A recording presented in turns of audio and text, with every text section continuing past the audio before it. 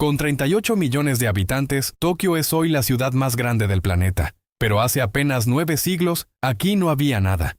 Solo un pantano, unos pescadores y el silencio del Pacífico. Esta es la historia de cómo un lodazal olvidado se convirtió en el centro del mundo. 2 veces destruida, 2 veces renacida. Esta es la historia completa de Tokio.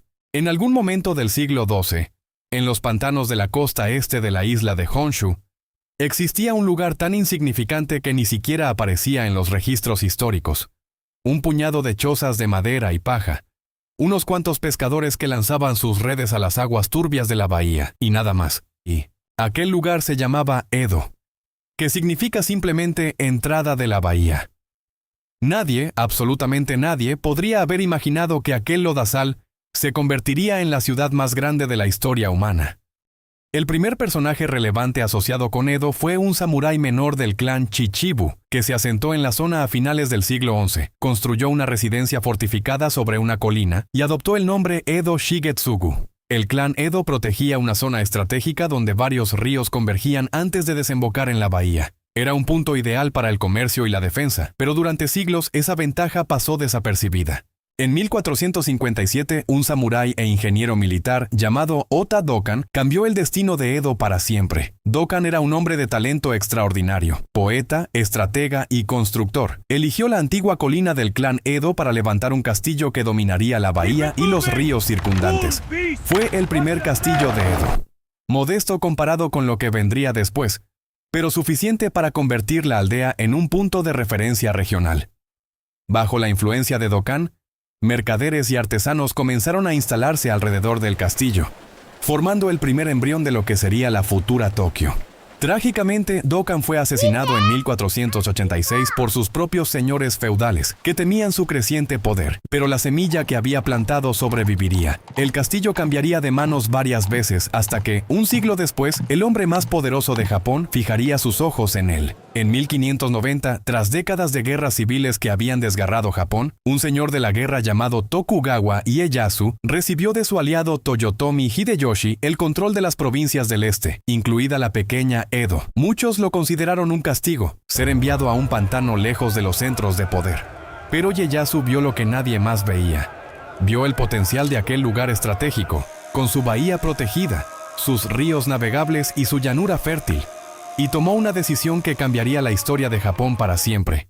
Haría de Edo su capital. Tras la decisiva batalla de Sekigahara, Ieyasu fue nombrado shogun por el emperador, convirtiéndose en el gobernante de facto de todo Japón. Edo se transformó en la capital del shogunato Tokugawa. Lo que siguió fue un proyecto urbanístico titánico. Ieyasu ordenó rellenar pantanos, desviar ríos, construir canales, levantar murallas y transformar aquel terreno inhóspito en una ciudad planificada.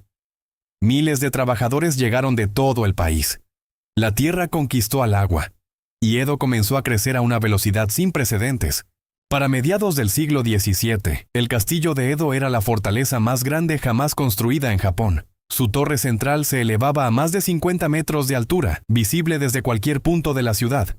3 anillos concéntricos de fosos llenos de agua protegían al shogun como una serie de murallas líquidas. Dentro del recinto interior vivía el shogun con su corte, sus consejeros y un ejército de sirvientes. Era una ciudad dentro de la ciudad, un mundo cerrado de poder absoluto. Pero la verdadera genialidad de los Tokugawa no estaba en las murallas de piedra, sino en un sistema político extraordinario, el Sankin Kotai, o sistema de asistencia alterna. Todos los señores feudales de Japón, los daimios, estaban obligados por ley a pasar la mitad de su tiempo en Edo y a dejar a sus familias permanentemente en la capital como rehenes. Esto significaba que cada año, cientos de enormes procesiones cruzaban el país en ambas direcciones. Caravanas de miles de samuráis, sirvientes y funcionarios que se desplazaban entre sus dominios y Edo. El efecto fue triple. Primero, mantenía a los daimios bajo vigilancia permanente, impidiendo rebeliones. Segundo, los gastos colosales de mantener 2 residencias y viajar con séquitos enormes drenaban sus finanzas, debilitando a cualquier potencial rival. Y tercero, y más importante para nuestra historia, generaba una demanda económica descomunal que convirtió a Edo en el motor comercial de todo Japón. La ciudad necesitaba alimentar, vestir, alojar y entretener a cientos de miles de personas. Y lo hacía con una eficiencia asombrosa. Para 1700, Edo había superado el 1.000.000 de habitantes. Era, por mucho, la ciudad más grande del mundo. Londres tenía apenas 600.000. París no llegaba a 500.000. Ni siquiera Pekín igualaba a Edo. Y todo esto en un país que estaba completamente cerrado al mundo exterior.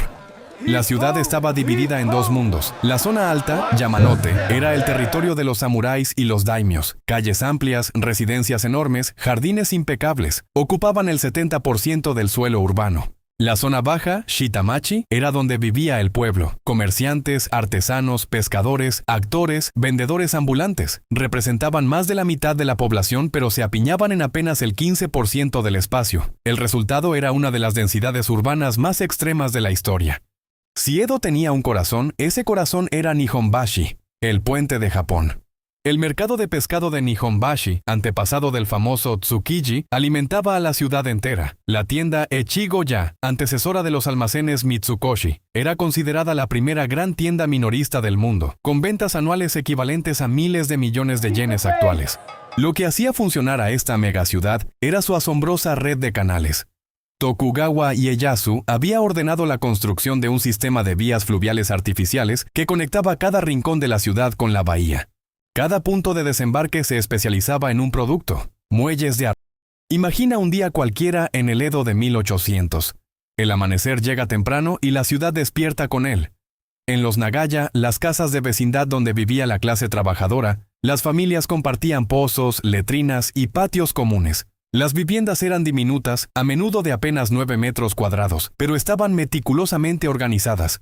Los japoneses de Edo habían convertido la vida en espacios pequeños en una forma de arte. Cada objeto tenía su lugar, cada rincón cumplía una función. Artesanos abrían sus talleres, comerciantes descolgaban sus cortinas noren, y un ejército de vendedores ambulantes invadía cada rincón vendiendo pescado, tofu, verduras, dulces, reparaciones de ollas e incluso alquiler de libros.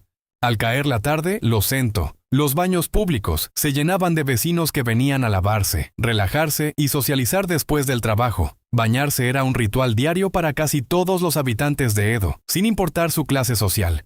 Mientras la Europa de 1800 todavía luchaba con la higiene básica, muchos nunca empuñaron una espada en combate real. Irónicamente, los comerciantes situados en el escalón más bajo de la jerarquía oficial eran a menudo mucho más ricos que los propios samuráis. Cuando caía la noche, una parte de Edo cobraba vida.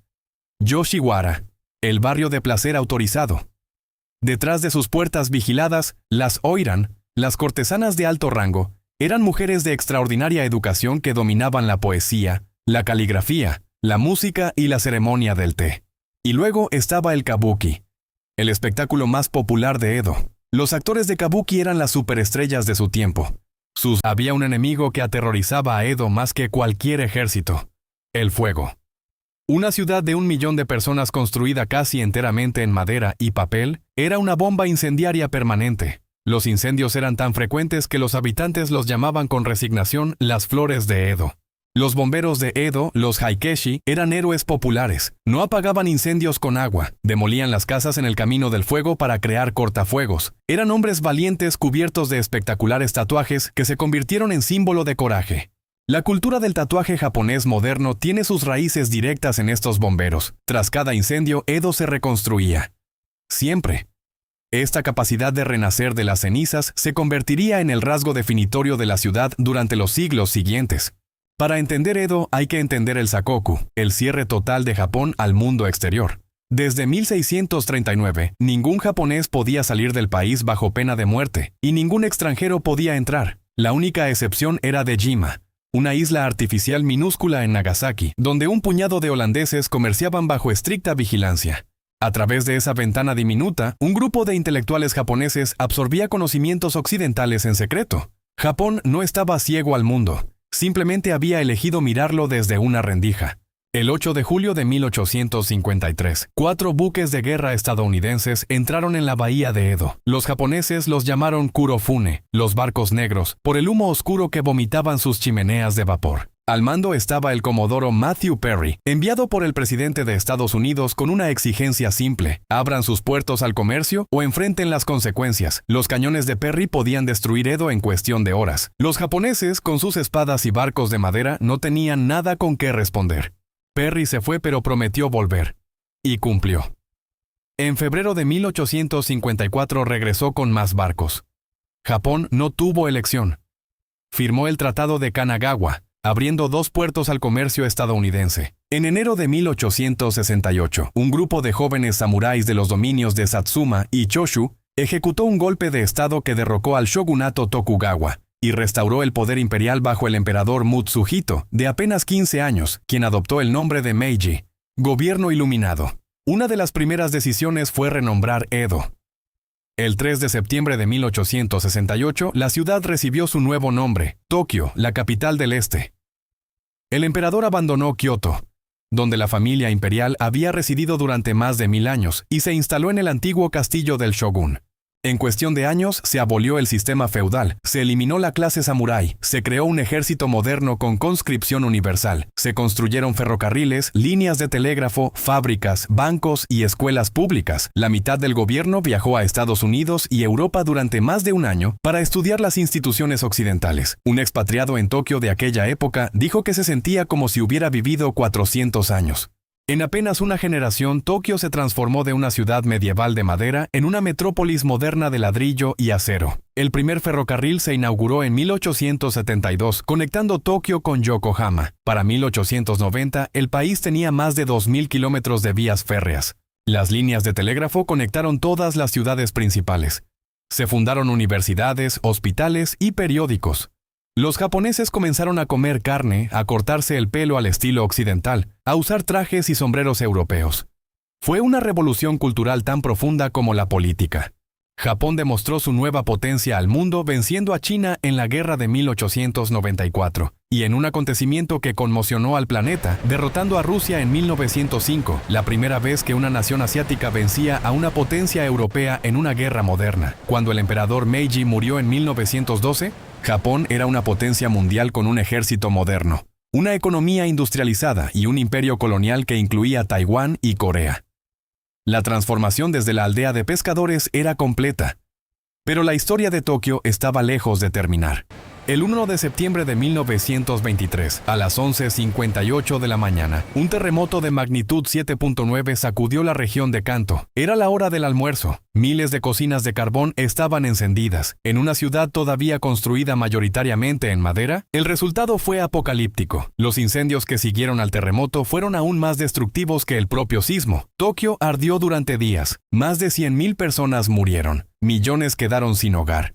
Edificios occidentales que se suponían modernos y resistentes se derrumbaron junto a las casas de madera tradicionales. La destrucción fue casi total. Pero los habitantes de Tokio hicieron lo que siempre habían hecho: reconstruir. En los años siguientes, Tokio renació con calles más anchas, edificios más resistentes y una infraestructura más moderna. La ciudad de las cenizas se levantó una vez más. La Tokio de los años 1930 se transformó en la capital de un imperio cada vez más agresivo. El nacionalismo que había impulsado la modernización Meiji se convirtió en militarismo expansionista. Japón invadió Manchuria en 1931, luego China en 1937 y finalmente atacó Pearl Harbor en diciembre de 1941, entrando en la Segunda Guerra Mundial contra Estados Unidos y sus aliados. Tokio se convirtió en el centro de mando de una guerra que se extendía por todo el Pacífico. La noche del 9 al 10 de marzo de 1945, casi 300 bombarderos estadounidenses B-29 lanzaron cerca de 700,000 bombas incendiarias sobre el este de Tokio. El objetivo era la zona de Shitamachi, el corazón histórico de la ciudad, densamente poblado de casas de madera. Lo que siguió fue el bombardeo más destructivo de la historia de la humanidad, superando incluso a Hiroshima y Nagasaki en número de víctimas inmediatas. En una sola noche, más de 100,000 civiles murieron. Más de 276,000 edificios fueron destruidos. 2/5 partes de la ciudad quedaron reducidas a cenizas. En agosto de 1945, Japón se rindió. Las tropas de ocupación estadounidenses entraron en un Tokio devastado. La ciudad era un campo de ruinas donde millones de personas vivían en refugios improvisados, buscando comida entre los escombros. Pero los tokiotas hicieron lo que sus ancestros siempre habían hecho. Comenzaron a reconstruir, esta vez con una determinación que asombraría al mundo entero. La reconstrucción fue fenomenal. Con ayuda del Plan Marshall estadounidense y una ética de trabajo formidable, Tokio se levantó de las cenizas a una velocidad que dejó atónito al mundo. Fábricas que habían producido armas comenzaron a fabricar productos de consumo. Las empresas que se convertirían en gigantes globales, Sony, Honda, Toyota, nacieron en esta época de reconstrucción. En apenas 15 años, Tokio pasó de ser una ciudad en ruinas a ser el motor de la tercera economía más grande del mundo.